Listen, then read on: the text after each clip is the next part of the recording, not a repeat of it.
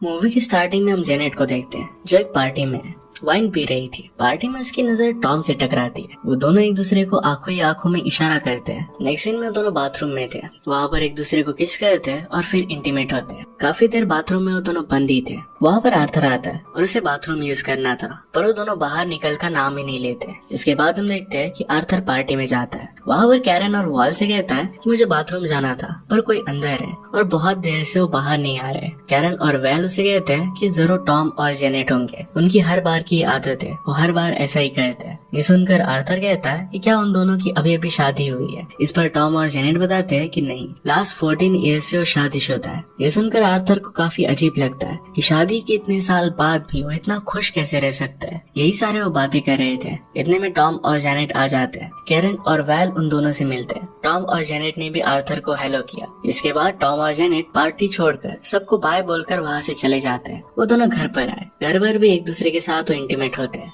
हम उन दोनों को देख सकते हैं कि एक दूसरे के साथ वो बहुत खुश थे।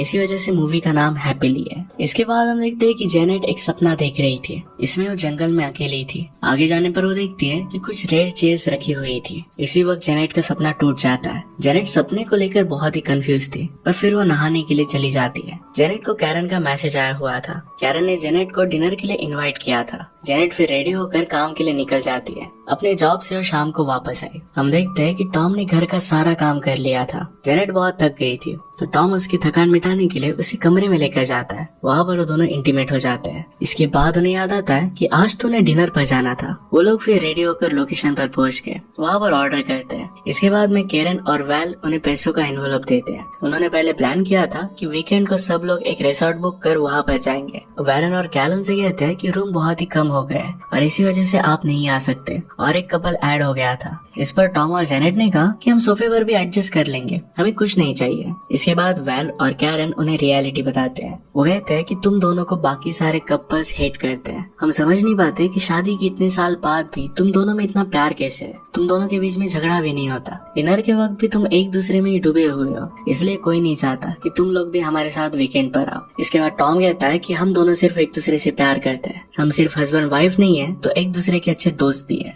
इतना बोलकर वहाँ से वो चले जाते हैं। उस रात हम देखते हैं कि जेनेट को फिर से वही सपना आता है। इसमें रेड चेयर्स थी। इसके बाद वो जग जाती है और ऑफिस के लिए निकल रही थी। तभी उसके घर के सामने एक आदमी था। वो आदमी अपना नाम गुडमन बताता है। वो दोनों से कुछ टाइम मांगता है, उसे कुछ डिस्कस करना था। गुडमन कहता है कि तुम जैसा कपल बहुत ही रेयर है। इसी ग्लिच को मैं सॉल्व करने के लिए यहाँ पर आया हुआ हूँ। तुम्हारी शादी को इतने साल हो गए, पर फिर भी तुम में कोई भी झगड़ा नहीं है। लोग एक दूसरे से बहुत झगड़ते हैं। तुम दोनों जितना लोग इंटीमेट भी नहीं होते। एक दूसरे से तुम झगड़ते भी हो, फिर भी एक दूसरे को माफ कर देते हो। एक दूसरे में इतना प्यार सही नहीं है। इसी ग्लिच को मैं सॉल्व करना चाहता हूँ। वो गुडमन से पूछते हैं कि आखिर तुम चाहते क्या हो। गुडमन फिर एक ब्रीफकेस निकालता है। इसमें 2 इंजेक्शंस थे। वो कहता है कि तुम दोनों इन इंजेक्शन को ले लो, ये एक वैक्सीन है और इसे लेने के बाद तुम दोनों भी नॉर्मल कपल की तरह हो जाओगे। गुडमन इसके लिए उन्हें एक ब्लैंक चेक देता है। कहता है कि तुम्हें इस काम के लिए जितने भी पैसे चाहिए उतनी अमाउंट तुम यहाँ पर लिख सकते हो। वो कहता है कि मेरे कनेक्शंस बहुत ऊपर तक है। ये सब सुनकर टॉम पानी पीने के लिए जाता है। इतने में जेनेट को बहुत ज्यादा गुस्सा आ गया। गुडमन को एक चीज से वो वार कर देती है। इसमें गुडमन के सर पर चोट आ गई और वहीं पर उसकी डेथ हो गई। टॉम वापस आता है और उसे सिचुएशन समझती है। वो कहता है कि इसमें तुम्हारी कोई गलती नहीं है। इसके बाद वो दोनों अपने लैपटॉप पर सर्च करने लगते हैं कि बॉडी को किस तरीके से ठिकाने लगाया जाए। उन्हें फिर लगता है कि सर्च हिस्ट्री से वो पकड़े जाएंगे। इसके बाद लाइब्रेरी जाकर वो सर्च करने लग गए। कई सारे ऑप्शंस में वो चूज करते हैं कि उन्हें लाश को दफना देना चाहिए। इसके बाद वो उसे एक सुनसान सी लोकेशन पर लेकर गए। वहाँ पर खट्टा खोदते हुए जेनेट को बहुत बुरा लगता है कि किस तरीके से उसने एक आदमी को मार दिया। टॉम उसे कहता है कि इसमें तुम्हारी गलती नहीं है, ये सिर्फ एक सेल्फ डिफेंस था, तुम्हें घबराने की कोई जरूरत नहीं है। वो फिर उस लाश को दफना कर वहाँ से लौट आते हैं। घर बनाने के बाद सारी चीजों के बारे में वो बात कर रहे थे।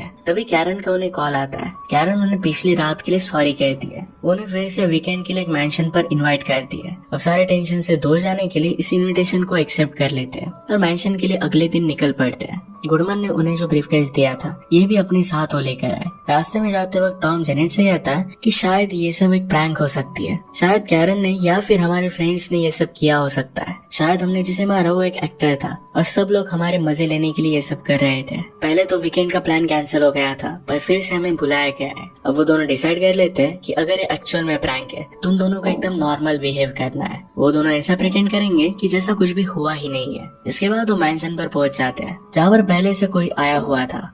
जैसे वो अंदर गए उनके सामने पैट्रिशिया आई। पैट्रिशिया ने पूरा अरेंजमेंट किया था, उसका हस्बैंड भी यहाँ पर था।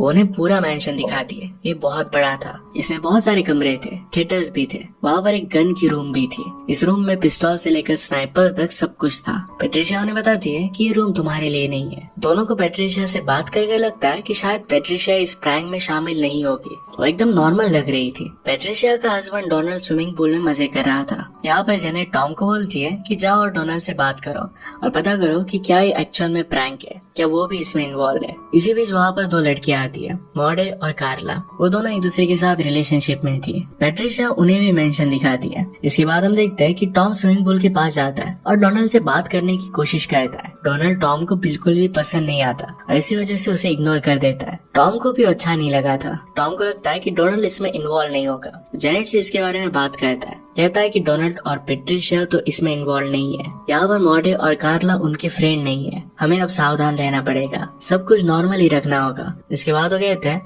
कि हम दोनों को यहाँ पर आए हुए 2 आवर्स हो गए, फिर भी हम दोनों एक दूसरे के साथ इंटीमेट नहीं हुए। इसके बाद वो बाथरूम में जाकर इंटीमेट हो जाते हैं। अब रात हो चुकी थी, तभी वहाँ पर कैरन और वैल आते हैं। उनके साथ और एक कपल है, ग्रेटल और रिचर्ड। वहाँ पर वैल पैट्रिशिया से कहता है कि गाड़ी में कुछ रखा हुआ है, जाकर लेकर आओ। पैट्रिशिया डरते हुए गाड़ी के पास गए और डिक्की खोलने के बाद देखती है कि वहाँ पर बहुत सारे पिज्जा के बॉक्सेस थे। फिर वो सब डिनर करते हैं। बात करते करते पैट्रिशिया वैल के बारे में कहती है कि कॉलेज में जब वैल था तो बहुत सारे प्रैंक्स किया करता था। एक बार उसने मेरे कमरे में एक लड़के को FBI एजेंट बना के भेज दिया था। उनकी बात सुनकर टॉम और जेनेट को वैल पर शक आता है कि शायद ये सब वही कर रहा है। वैल इस पर कहता है कि ये सारी चीजें मैं बहुत पहले किया करता था, अब मैंने ये सब करना छोड़ दिया है। इसके बाद दूर जाकर टॉम और जेनेट डिस्कस करते हैं। जेनेट टॉम को कहती है कि तुम जाकर कैरन के साथ बात करो, सच बाहर निकालने की कोशिश करो। इसके बाद टॉम कैरन के पास चला जाता है। उनकी बातों से हमें पता चलता है कि पहले कैरन और टॉम एक दूसरे को डेट करते थे।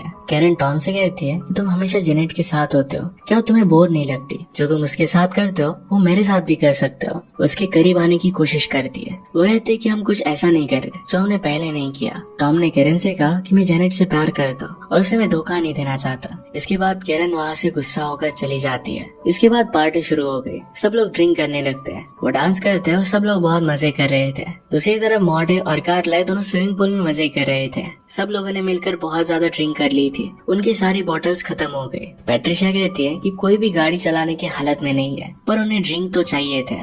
जेनेट कहती है कि मैंने ड्रिंक नहीं किया, मैं तुम्हें हेल्प कर सकती हूँ। वो जा रही थी तो ग्रेटल भी उसके साथ आ जाती है। वो दोनों जब ड्रिंक्स बाय कर रहे थे तभी उसे गुडमन दिखता है। अगले मोमेंट पर वो गायब हो जाता है। ये देखकर जेनेट बहुत ज्यादा डर गई। वो शॉप में गुडमन को ढूंढने लगती है, पर वो उसे कहीं पर भी नहीं मिलता। वो बहुत कंफ्यूज हो गई और टॉम को कॉल करती है। टॉम कहता है कि शायद तुम्हारा वहम होगा, तुम्हें ज्यादा स्ट्रेस नहीं लेना चाहिए। कॉल पर बात करते हुए जेनेट जैसे ही बाहर निकली तो उसे गुडमन एक कार में दिखता है। वो जेनेट को बाय बोलकर वहाँ से चला जाता है। जेनेट फिर से बहुत डर जाती है। टॉम को सब कुछ बता देती है। टॉम को भी अब कुछ भी समझ में नहीं आ रहा था। वो गन रूम में जाता है और एक गन वहाँ से चुरा लेता है। जैसे ही जेनेट घर पर आती है वो दोनों ब्रीफकेस के साथ सबके सामने जाते हैं। वो सब लोगों से पूछते हैं क्या तुम में से कोई इस ब्रीफकेस के बारे में जानता है? सब लोग कहते हैं कि वो कुछ नहीं जानते। उन्होंने पूछा कि आखिर में हुआ क्या। अब वो सब लोगों को सच बता देते हैं। सारे लोग कहते हैं कि तुम्हें पहले बताना चाहिए था, तुम दोनों अभी तक कर क्या रहे थे। इसके बाद टॉम कहता है कि क्या तुम में से कोई साइंटिस्ट है, इससे हम पता कर सकते हैं कि इस इंजेक्शन में है क्या। कैरन को याद आता है कि आर्थर एक साइंटिस्ट है, मूवी की स्टार्टिंग में हमें दिखाया गया था। कैरन फिर उसे कॉल करती है। एक्चुअल में उसने यहाँ पर उसे इनवाइट नहीं किया था, पर अब कहती है कि अपना माइक्रोस्कोप लेकर वहाँ पर आ जाओ। आर्थर तो पहले इसके लिए मना करता है क्योंकि वो गुस्सा था, पर फिर वो मान जाता है। कैरन उसे बहुत अच्छे से सॉरी कहती है। इसके बाद वो आने के लिए मान गया था। जेनेट कहती है कि हम सब लोगों को सो जाना चाहिए। डोनाल्ड कहता है कि तुम्हारे पीछे कोई पड़ा हुआ है और तुम सोना चाहती हो। इस पर पैट्रिशिया सबको कहती है कि मैंशन पूरी तरीके से सेफ है, चारों तरफ मोशन सेंसर लगाए हुए हैं, यहाँ पर कोई भी आ नहीं सकता। इसके बाद सब लोग सोने के लिए चले जाते हैं, पर फिर भी सब लोग डरे हुए थे कि रात में कुछ हो ना जाए। रात में सोते हुए अचानक से टॉम जग जाता है। वो बाथरूम में जाता है और अपने कमर पर देखता है। उसे लगता है कि किसी ने उसे इंजेक्शन लगाया है। उसने ब्रीफकेस को निकाला और इसे लेकर वो नीचे हॉल में जाता है। यहाँ पर वो देखता है कि एक सिरिंज खाली है। वो काफी परेशान हो जाता है। वो घबराने लगता है और उसके सामने अब कैरन थी जो उसे सीड्यूस करने की कोशिश करती है। टॉम अपने आप को कंट्रोल नहीं कर पाता और कैरन के साथ इंटीमेट होने लगता है। ये जब हो रहा था तो कैरन अपने रूम की टीवी से इन दोनों को देख सकती थी। ये देखकर उसे बहुत बुरा लगता है। जब टॉम कमरे में फिर से वापस आता है तो उसे कुछ भी नहीं कहती और सोने के लिए चली जाती है। अगले दिन टॉम को उसने जो किया इसके लिए बहुत बुरा लग रहा था। वो लिविंग रूम में आता है तो उसे गुडमैन की तस्वीर दिखती है जो कल वहाँ पर नहीं थी। इसके बाद वो सीधा पैट्रिशिया के पास गया। उसे पूछता है कि घर तुम्हारे पास आया कैसे। पैट्रिशिया पहले कहती है कि मैंने इंटरनेट से ढूंढा था, पर इस आंसर से टॉम सेटिस्फाइड नहीं था। इसके बाद डोनाल्ड पैट्रिशिया को कहता है कि तुम अब सच बता दो। पैट्रिशिया उसे कहती है कि 6 वीक्स पहले मेरे हस्बैंड की जॉब चली गई, उन्हें रहने के लिए एक सस्ता घर चाहिए था। तभी उसके ऑफिस में काम करने वाला एक आदमी उसके पास आया। उसने कहा कि मेरे पास एक सस्ता घर है। डोनाल्ड और पैट्रिशिया लेकर फिर वहीं पर रहने लग गए।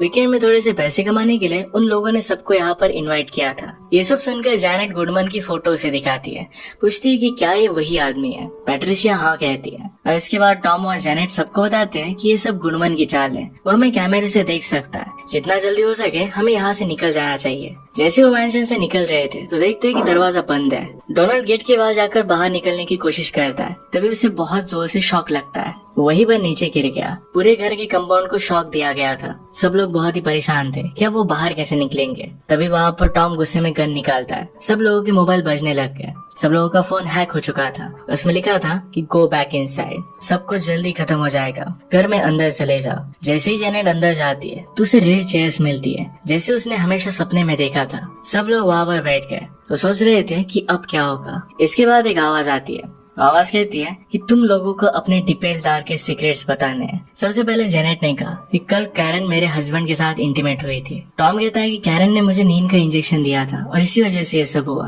कैरन कहती है कि मैंने टॉम को इंजेक्शन तो दिया था पर इसमें कुछ भी केमिकल नहीं था, वो खाली था। ये सुनकर जेनेट को बहुत बुरा लगता है। टॉम भी बहुत शर्मिंदा फील करता है और वैल सीक्रेट बताते हुए कैरन से कहता है कि मुझे पता है कि तुम मुझे धोखा दे रही हो, मुझे बिलीव नहीं हो रहा। कैरन कहती है कि तुम बोलो ही मत, तुम अपने असिस्टेंट के साथ 3 साल से अफेयर कर रहे हो। उसे पता था कि वो गे है। इसके बाद कैरन सबसे पूछती है कि तुम लोगों में से गे है, इसके बारे में किस किस को पता था। सभी लोग अपना हाथ ऊपर करते हैं। इसके बाद पैट्रिशिया भी कबूल कर लेती है कि सिर्फ पैसों के लिए उसने टॉम और जेनेट को यहाँ पर बुलाया हुआ था। इसके बाद मॉड कहती है कि सब लोग झूठे हो। उसकी पार्टनर कार्ला ने कन्फेस किया कि वो भी कैरन के साथ इंटीमेट हुई थी।